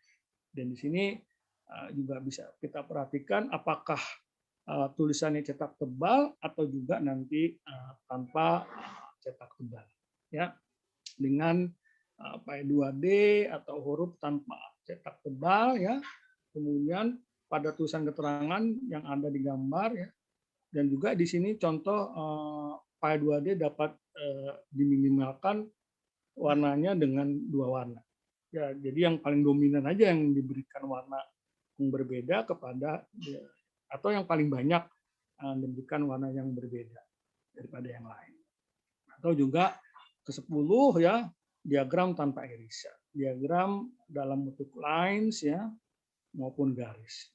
Ada atau juga nanti kalau dalam bentuk garis apakah dia garis tipis atau juga misalkan menggunakan garis tebal. Ya, jadi contoh baik dengan garis tipis maupun garis tebal. Ya. Atau nanti yang paling dominan, yang paling banyak kita berikan warna yang berbeda. Ya. Jadi dapat menekankan salah satu atau lebih data yang diinginkan. Jadi kalau memang kita lagi menginginkan data beacon, misalkan di sini, maka kita berikan warna yang berbeda. Jadi di sini memberikan perhatian kepada si beacon tadi. Ya. Kebetulan memang di sini beacon katakan datanya lebih banyak 42%. Ya. Dan ini kira-kira terkait dengan before, ya sebelumnya adalah gambarnya ada di kiri, dan juga nanti kalau kita dalam bentuk garis ya menjadi perbandingan ya istilahnya dalam bentuk pie maupun dalam bentuk garis ya. Dan ini mana yang lebih nyaman buat kita ya, itu nanti tergantung organisasinya ya. Tapi ada hal tertentu yang mungkin menggunakan garis itu lebih baik. Nah ini matplot. Jadi sejarah matplotlib ya, jadi bagian dari Python yang tadinya makanya masih ada apa nih dari bahasa mirip-mirip dengan MATLAB ya. Memang awalnya adalah si pembuat ini hanya menggunakan MATLAB, tapi dia terbatas dengan lisensinya sehingga dia mencoba mengembangkan Matplotlib. Ya, ini yang buat sudah almarhum juga ya, tahun 2012 sudah meninggal. Ya, atau masih muda nih kelihatannya, John Hunter ya, terkait dengan penelitian tool visualisasi untuk EEG, chalk dan sebagainya. Jadi dia mencoba membuat seperti miripnya kalau kita menggunakan MATLAB. Dan ini arsitektur Matplotlib. Jadi ada 3 arsitektur penting di dalam Matplotlib. Jadi yang pertama bagian yang disebut dengan scripting layer, dan di sini tentunya untuk bagian atasnya ya scriptingnya ya, dan ini terkait dengan pyplot ya. Kemudian yang kedua terkait dengan artist layer, ya, bagian layernya. Kemudian paling dasar yaitu yang disebut dengan backend layer, yaitu figure canvas maupun render event dan sebagainya. Kemudian di sini maknanya figure canvas ini biasanya dengan perintah matplotlib backend basis titik figure canvas ya. Di sini mencakup area tempat untuk menggambar. Kemudian di sini kalau render matplotlib backend basis dan render ya. Kemudian bagaimana menggambarkan pada figure canvas. Kemudian ada event ya, event matplotlib backend basis event. Dan ini terkait dengan layer backend. Jadi menangani input pengguna. Dan juga di sini untuk event menangani input pengguna seperti klik mouse ya, dan juga tekanan gerakan pada keyboard. Dan di sini backend-nya punya 3 layer. Kemudian di sini terkait dengan artist layer, jadi terdiri dari satu objek utama yaitu artis dapat mengetahui cara menggunakan render untuk menggambarkan pada kanvas. Dan juga terkait dengan title, line, tick table, dan sebagainya sesuai pada artis instant. Dan juga di sini terdapat 2 tipe dari artis ya. Primitifnya adalah garis 2D, kemudian juga segi 4, lingkaran, dan teks. Kemudian komposisinya bisa, kompositnya bisa sumbu, tick, axis, dan figure. Dan di sini masing-masing komposit artis dapat berisi komposit artis yang lain seperti ini. Jadi contoh MATLAB di sini adalah perintah figure artis ya. Kemudian di sini kita akan meng-create kira-kira 1000 acak ya. Perintah random angka jumlahnya sampai 10.000, dan ini pakai perintah kita menggunakan library NumPy. Di sini NumPy-nya adalah sebagai dan kita manggil randomnya bagian dari NumPy 1000 angka. Ya, jadi kemudian AX adalah figur at subplot ya satu-satu create di sini menciptakan sumbu dari artis ya. Artis sumbu, akses artis, sumbu artis, kemudian ini untuk mencetak histogram. Jadi AX ditampilkan secara histogram. Di sini contohnya adalah disebut adalah menggenerate histogram dari 10.000 number ya. Jadi perintah membuat histogram, kemudian ini sumbunya, titelnya seperti apa, kemudian seperti terakhir nanti gambar tersebut kita save figur, MATLAB, histogram, PNG. Ya di sini ada keterangan titelnya adalah distribusi normal dengan mu sama dengan 0 ya, dan juga sigma sama dengan 1. Ya. Ini menempatkan artis dengan menggunakan ini sebagai contoh histogram. Nah, ini gambarnya kira-kira. Jadi dari 1000 data tadi, di sini contoh menempatkan layer untuk digunakan. Jadi membuat histogram dari contoh data dengan artis layer. Di sini hasilnya adalah kita membangkitkan dengan random acak tadi ya. Jadi NP titik random 10 untuk 1000 kali ya, 1000 data ya. Kemudian kita tampilkan histogramnya seperti apa. Nah, ini gambarannya. Nah, tentunya keterangannya di sini sederhana. Di sini karena kita random bebas aja, maka di sini defaultnya adalah mu-nya adalah 0 dan sigma-nya adalah 1. Ya. Kemudian ini adalah bagaimana scripting layer. Jadi scripting layer terdiri dari yang paling utama adalah menggunakan Python. Ya, jadi di sini antara muka dengan artis layer. Jadi perintahnya yang digunakan adalah dengan pyplot ya, membuat histogram misalkan di sini dari angka random 10.000 dan tentunya interface-nya di sini atau dengan pyplot ya. Jadi kita import matplotlib pyplot splt ya. Dan kemudian di NumPy-nya sebagai np kita panggil ya. Kemudian bilang acak sebanyak 10.000 tadi. Kemudian di sini ada fungsi kunci dengan plt histogram ya, x,10 kemudian plt title ya, dengan menghasilkan mu untuk menampilkan title dan juga kemudian dengan plt savefig kemudian kita untuk menyimpan histogram tersebut kemudian kita tampilkan ya. Nah, ini kira-kira kalau kita di scripting layer-nya ya. Kemudian menggambar dengan matplot. Nah, ini ya, mungkin teman-teman juga bisa langsung barangkali ya, langsung kalau sudah ada Jupyter-nya atau langsung di Google Colabs. Jadi di sini ada import matplotlib sebagai MPL ya. Di sini disingkat matplotlib SMPL. Kemudian kalau kita ingin tahu versinya maka matplotlib version MPL version. Jadi matplot version dan di sini muncul adalah versi 2.0 ya.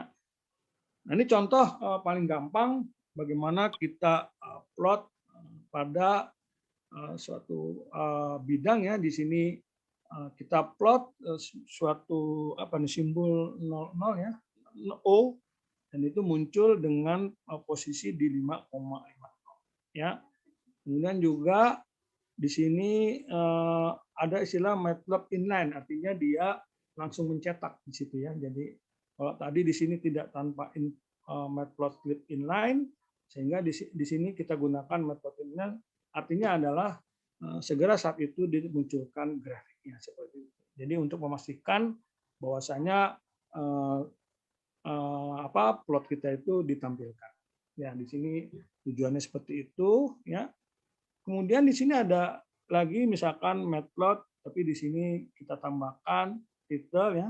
Kalau tadi nggak pakai title, yang di kiri, di kanan kita pakai title. Di sini title-nya adalah plotting example ya.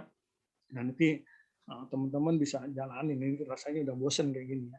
Kemudian import lib mat notebook. Jadi langsung nanti muncul tampilan yang namanya book ini. Jadi nanti ada figur dan ada keterangan bisa digeser-geser dan sebagainya. Kalau kita menggunakan perintah string matplotlib notebook ya. Di sini sama import matplotlib pyplot splot, kemudian kita tampilkan tadi simbol O ya pada posisi 5,5. Namun bedanya adalah di sini kita pakai notebook tadi. Ya. Nah ini juga sama, hampir sama. Jadi di sini input yang ketiga adalah kita kasih label. Jadi kita kasih label PLT sumbu Y, kemudian sumbu X-nya labelnya seperti apa, kemudian title-nya adalah plot example. Jadi gampang benar gitu ya. Nah ini contoh kalau kita punya data pandas ya, jadi matplotlib pandas. Jadi ini datanya mungkin sudah disimpan ke data frame ya. Ini biasanya kalau DF ini Panda itu disimpan ke dalam data frame. Ini contoh data India Cina dalam data frame ya tahun 1990 dan sebagainya. Ini contoh misalkan jumlah apa nih ekspornya dan sebagainya. Dan di sini jenis plotnya adalah line gitu ya. Jadi ini contoh data seperti ini contoh kalau kita pakai jenisnya adalah line untuk dua data ini sehingga muncul misalkan ada keterangan India dan China ya. Dan di sini ya tentunya kalau muncul figur satu ini tadi di atasnya pasti kita akan kasih namanya matplotlib notebook tadi ya. Kemudian juga misalkan Cina tapi di sini pakai histogram. Tapi yang ditampilkan di sini adalah cuma data dari siapa? Data dari India. Dalam bentuknya adalah bentuk histogram. Ya. Nah, ini misalkan frekuensinya adalah frekuensi dan seterusnya. Ya.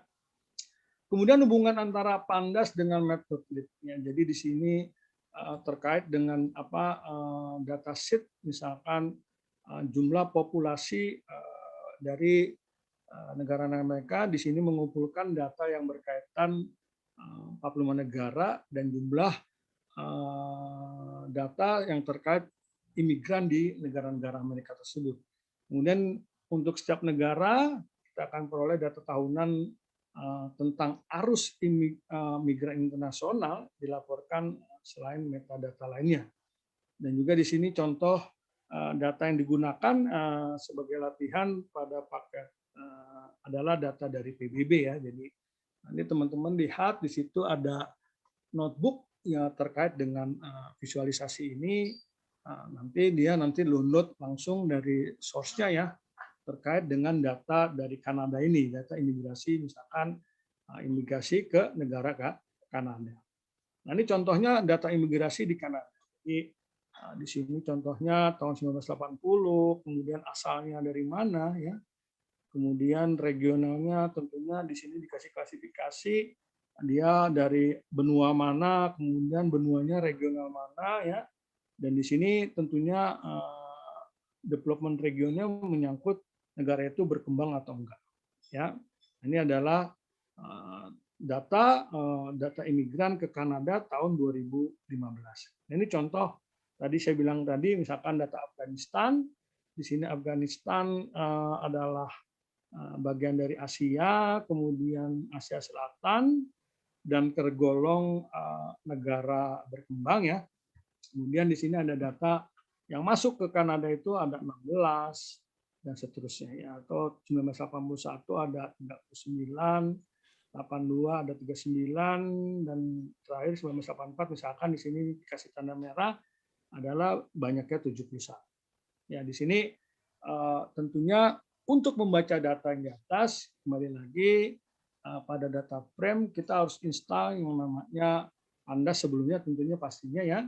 Kita install NumPy, Pandas, dan satu lagi agar bisa membaca data Excel, ya kita harus menginstal namanya XLRD. Ya, jadi agar kita mampu membaca itu atau mengolahnya data-data Excel tersebut. Ya, jadi kita harus install pip install XLRD. Ya, jadi untuk mengolah atau mengeksplorasi data dari imigrasi di Kanada tersebut. Ya. Dan di sini kita lihat karena kita sudah install misalkan XLRD ya, di sini coba misalkan sudah terinstall pip ya kan otomatis dia misalkan kalau kita pakai Jupyter kita masukkan perintah ini pip install XLRD kemudian dia akan mencetak oke print XLRD terinstall dan sebagainya. Ya.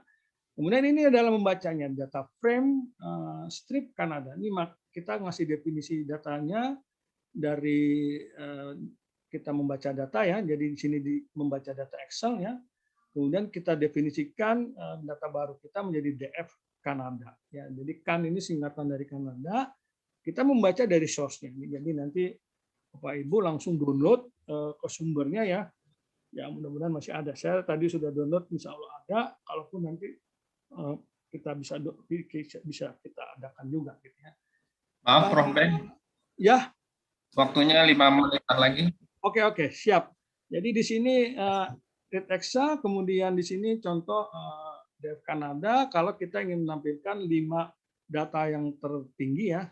Di sini kita lihat agak 5 data yang terutama yaitu dengan perintah df can hit ya. Dengan perintah df can hit, kemudian bagaimana mencetaknya ya, di sini terkait negara Haiti ya. Di sini akibat tahun 2010 mungkin ada bencana dan sebagainya. Kemudian ini adalah rekap, dan rekap itu tentunya masing-masing negara itu nanti di ujungnya ada data totalnya, kira-kira gitu. Ini DF Kanada untuk 5 negara, dan di kanannya itu adalah data total. Setelah diproses, kita akan memperoleh data totalnya dan sebagainya. Dan juga di sini tadi untuk menghasilkan membuat line plot untuk misalkan untuk negara Haiti tadi. Jadi kira-kira seperti ini. Ya, matplot, lib, dan sebagainya. Ya mungkin itu sebenarnya ada slide berikutnya, tapi mungkin waktunya sudah habis. Jadi nanti kita bisa lihat, atau teman-teman bisa lihat di mock untuk lanjutan dari visualisasi ini. Ya, ada slide yang kedua ya. Jadi di sini mungkin terkait dengan bagaimana memanipulasi tadi. Jadi kalau kita lihat di sini nanti bagaimana menganalisis data imigrasi tadi. Ya, nanti silakan Anda explore, Bapak Ibu explore notebooknya ya, bagaimana menampilkan grafik seperti ini dan sebagainya. Ya, baik Pak Pri, terima kasih. Assalamualaikum warahmatullahi wabarakatuh.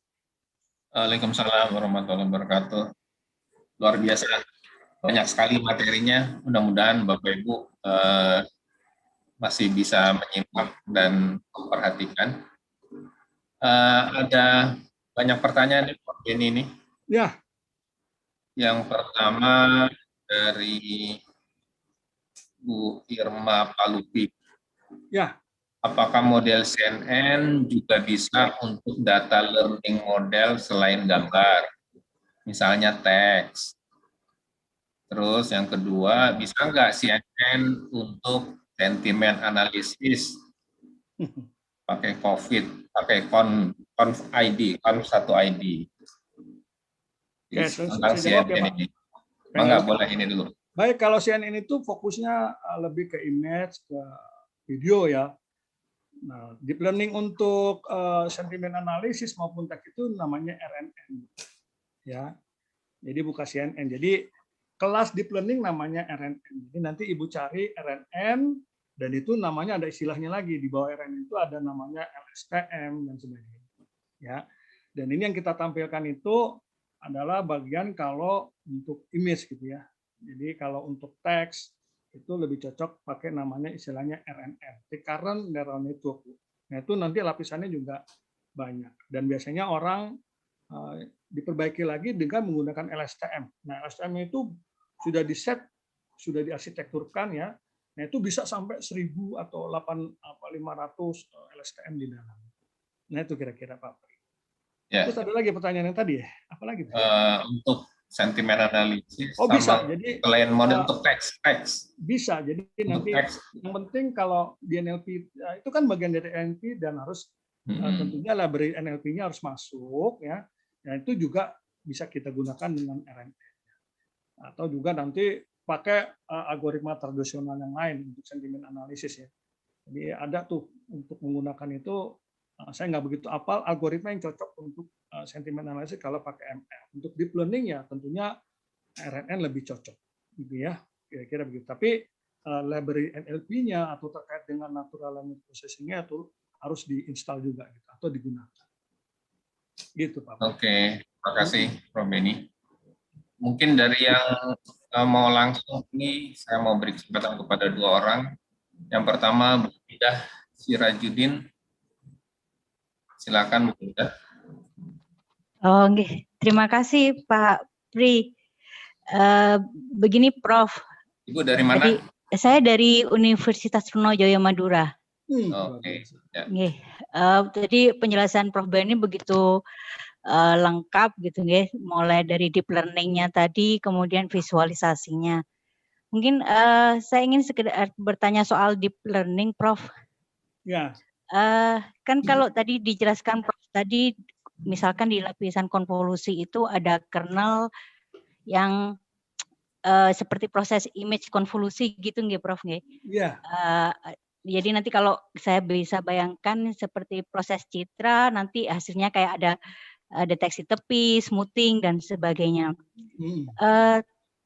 Saya pernah baca literatur, Prof, mengenai kernel yang ukurannya 1x1. Kalau seperti itu, fungsinya buat apa ya, Prof, untuk di lapisan konvolusi?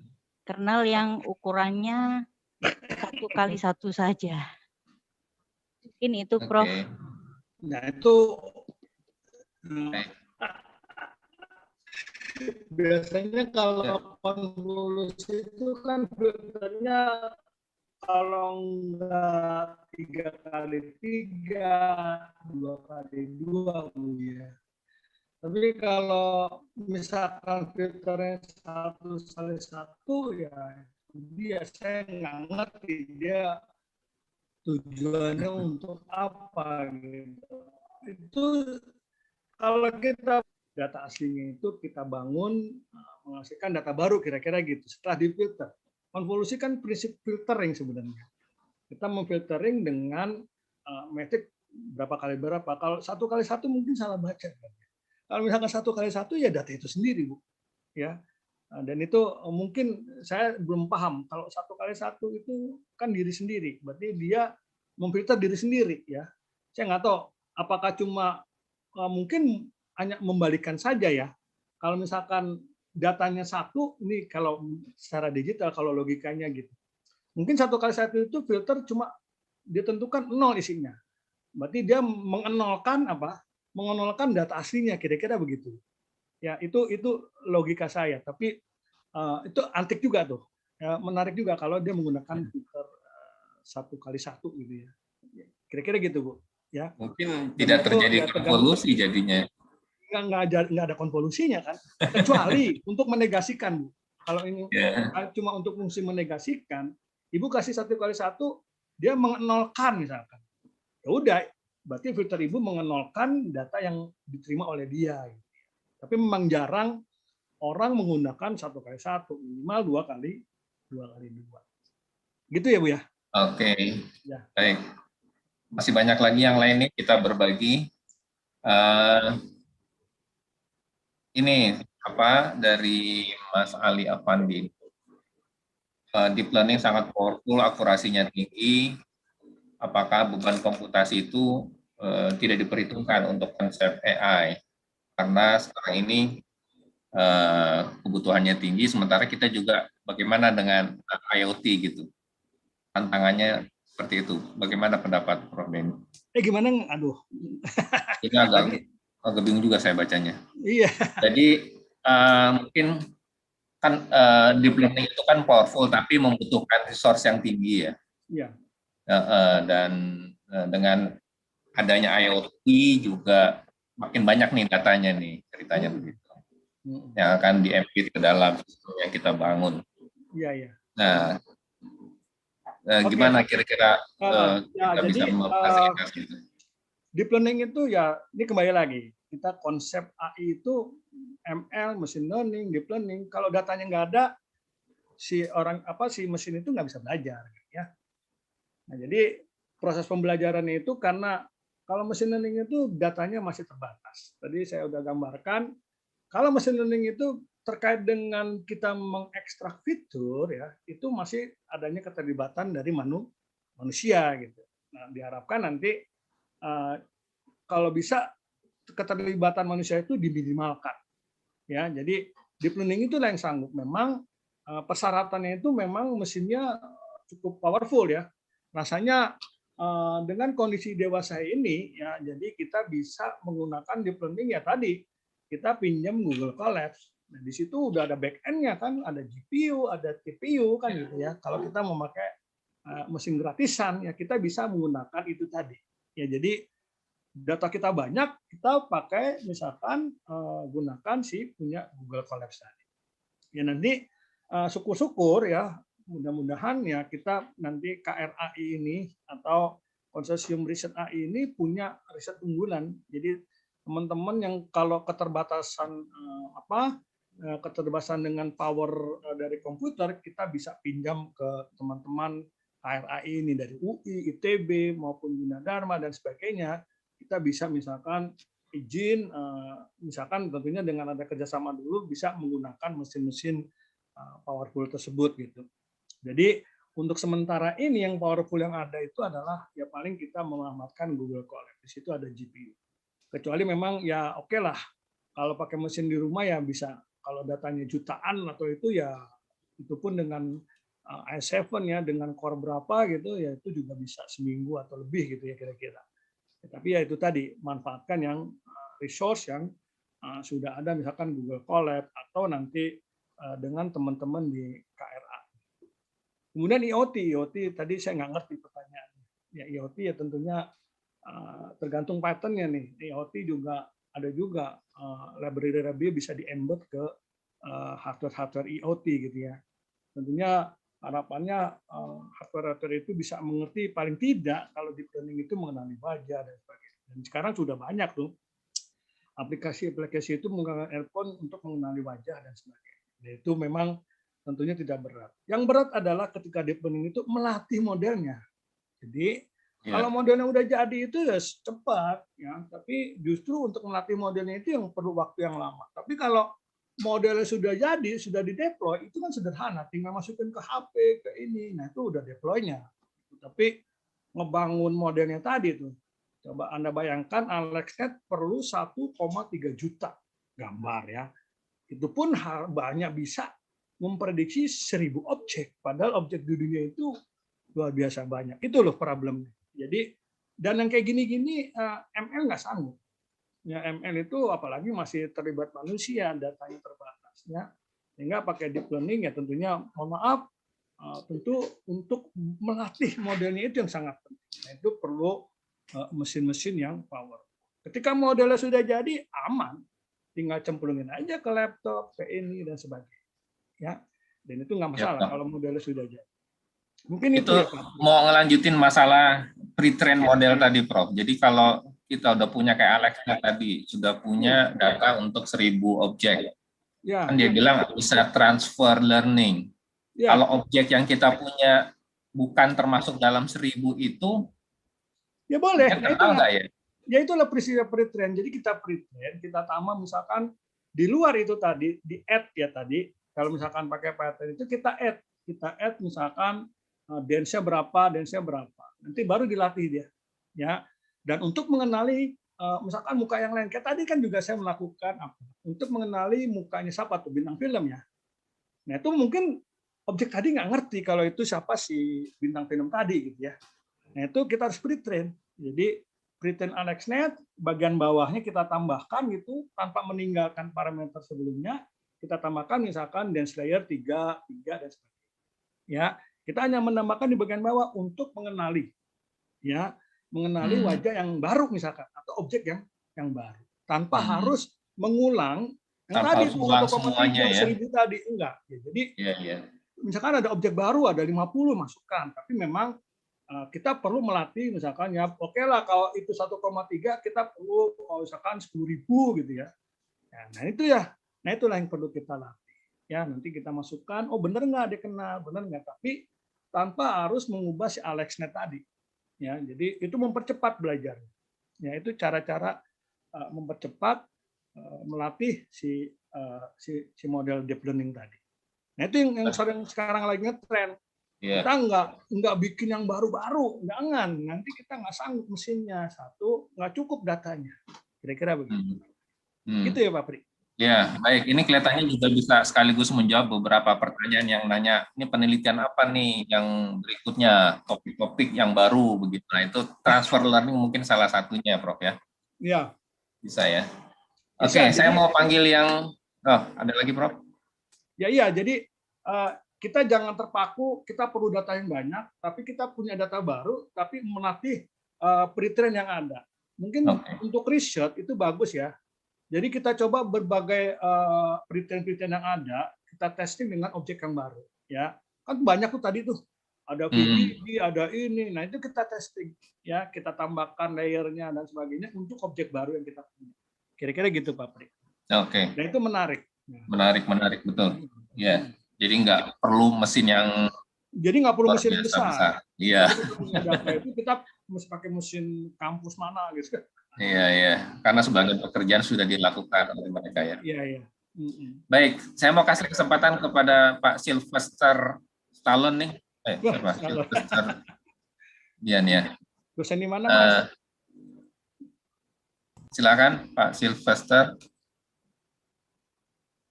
Ini nih saya sudah. Oke.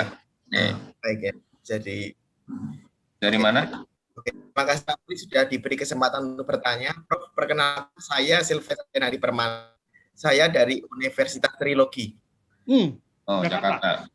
Ya, Prof, saya mau bertanya mengenai klasifikasi atau pengenalan suara yang akan di-training menggunakan deep learning, khususnya menggunakan CNN. Apakah ini bisa ya? Dan ini apakah harus dibuat image? Pelan-pelan ngomongnya. Jangan buru-buru. Oh ya, mohon maaf. Nih, ada masalah sinyal nih.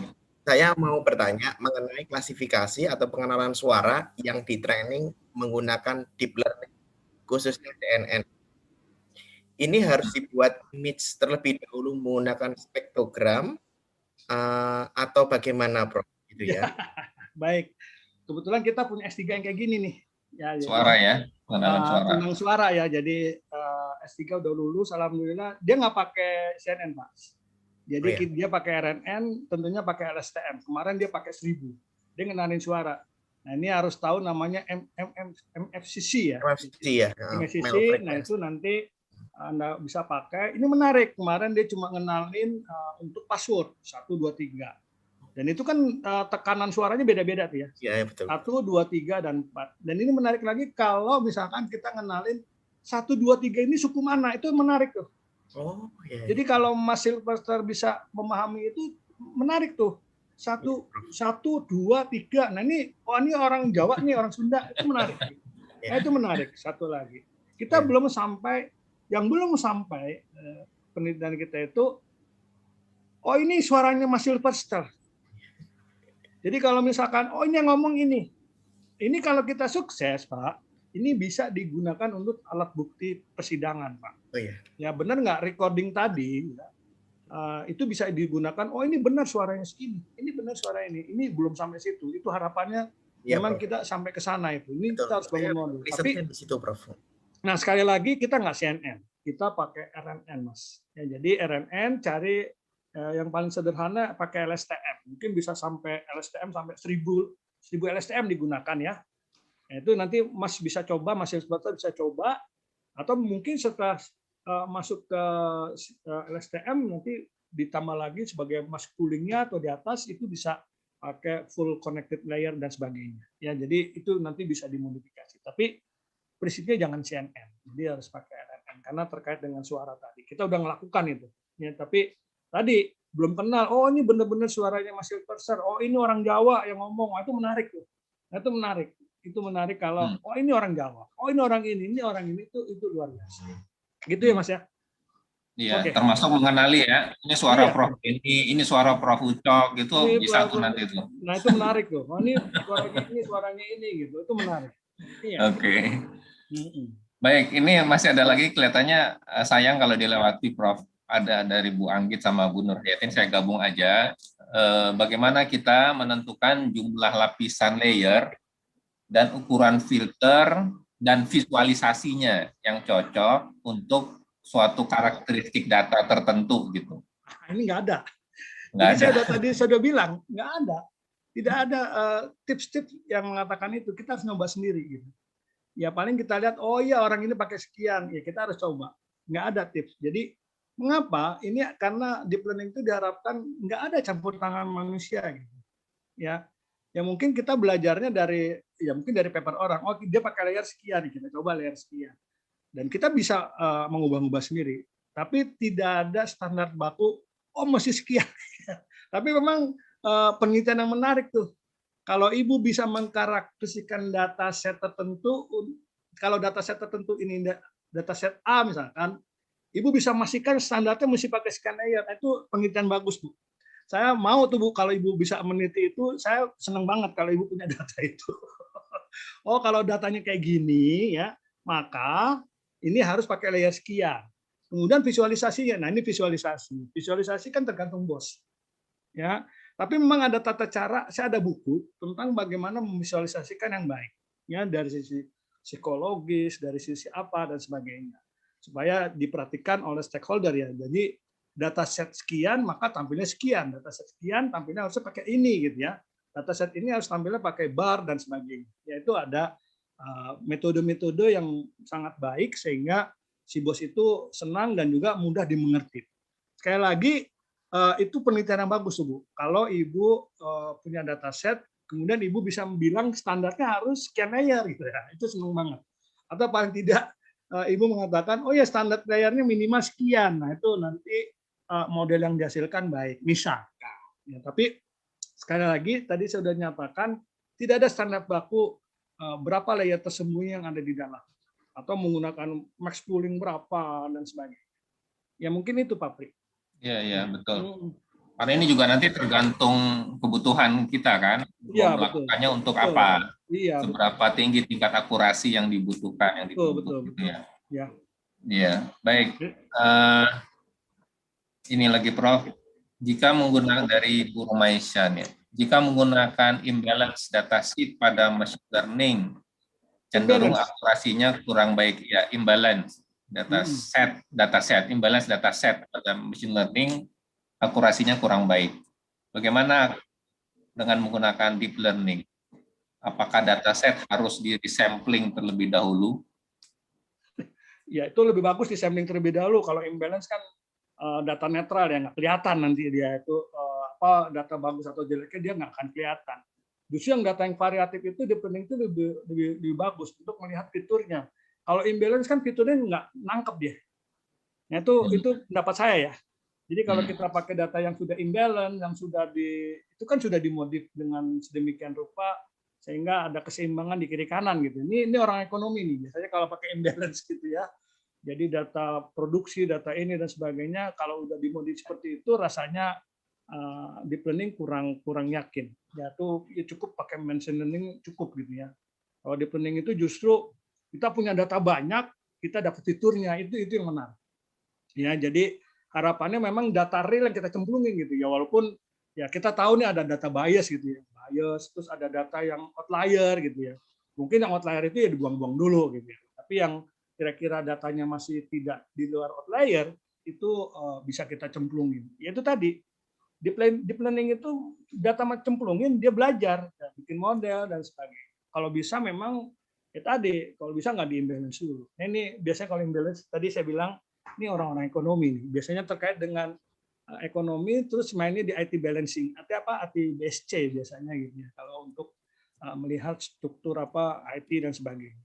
Ya, harapannya memang kalau bisa data yang nggak benar-benar dimodif banget gitu ya, dimodifikasi terus cemplungin di dia nggak ngerti fitur ininya.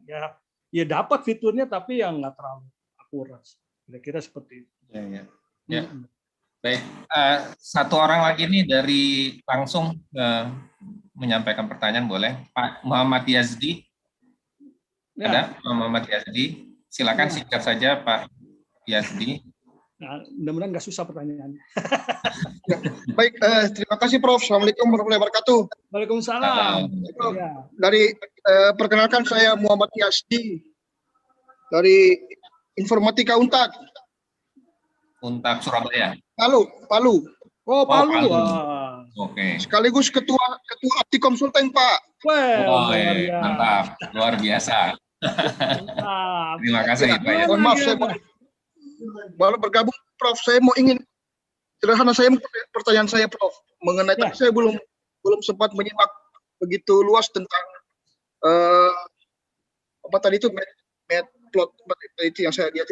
Intinya begini, apakah untuk library deep learning ini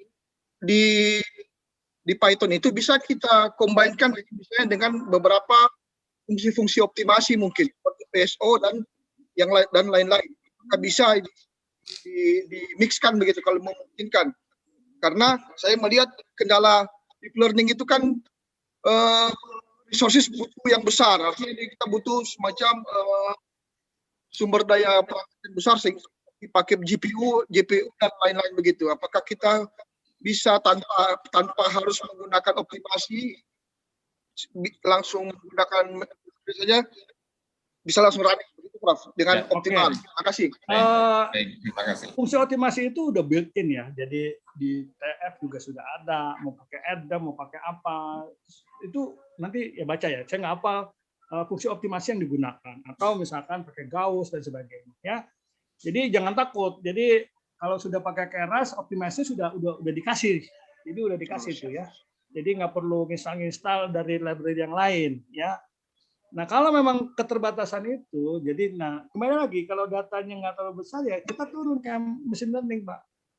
Ya, jadi kalau kita rasa datanya besar ya udah kita pakai deep learning kalau memang layak kalau kita bermain deep learning. Kalau misalkan terbatas nggak bisa pakai deep learning, ya turun lagi pakai namanya machine learning dan kita menggunakan algoritma yang sudah ada. Misalkan untuk mengklasifikasi, untuk mengcluster dan sebagainya ya. Nah, itu kan semua lengkap tuh di machine learning ya. Nah, itu kalau keterbatasan dari resource gitu ya. Jadi memang tidak harus memaksa gitu ya, harus ke sana. Tapi saya kasih cara tadi pre-train. Jadi pre-train terus nanti kalau tergantung sumber daya mainnya di Colab, Google Colabs lah. Ya, Bapak lempar coding Bapak di Google Colabs ya.